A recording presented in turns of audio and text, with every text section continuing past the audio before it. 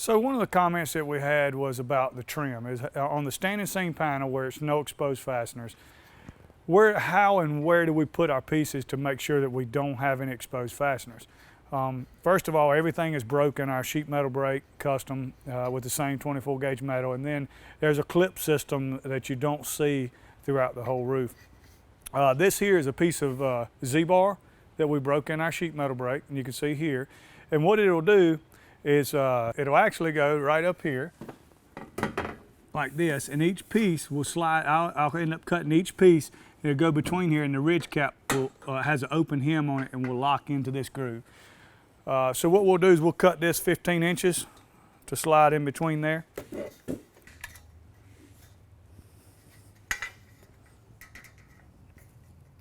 So once this is cut 15 inches, we'll be able to put this on up here, and it'll go just like this.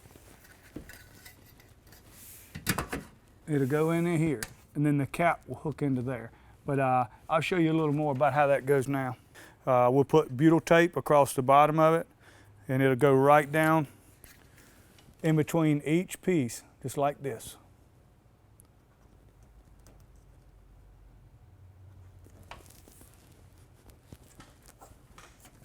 And then it'll get screwed down.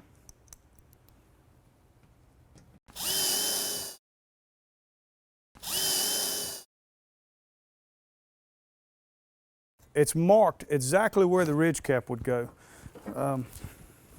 This here is just it's a piece of ridge cap we had laying around the shop. We've got scrap everywhere here in our sheet metal shop. But I'm going to show you what the ridge cap looks like. Yes, this is black and that's bronze. And this is just a piece that we kind of just had laying around. But if you look on the back, it's double edged, it's hemmed on both sides. And this is what you call an open hem. You can see how it's open right at the bottom. Our sheet metal brake is designed to either close that or open it.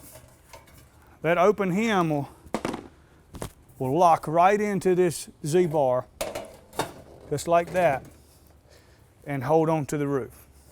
So now you can see there's nothing right here that's exposed with screws. This Z-bar that we have here, it comes in vented Z-bar as well. So we can use a ridge vent here and vent it right out of this Z-bar as well. So this is how the ridge cap is put down without any kind of exposed fasteners.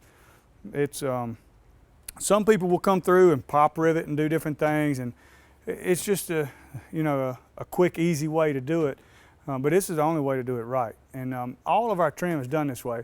Once we get over towards the chimney and things like that, you'll have a lot of Z-bar around the chimney and different trim.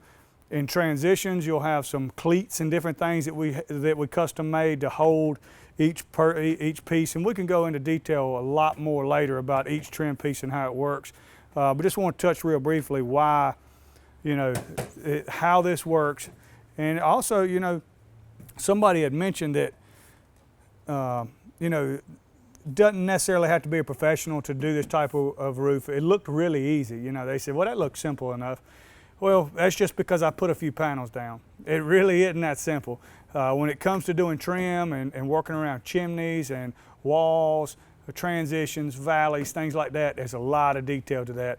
And I promise you, a trained professional will make that job a lot easier, and it'll last a lifetime.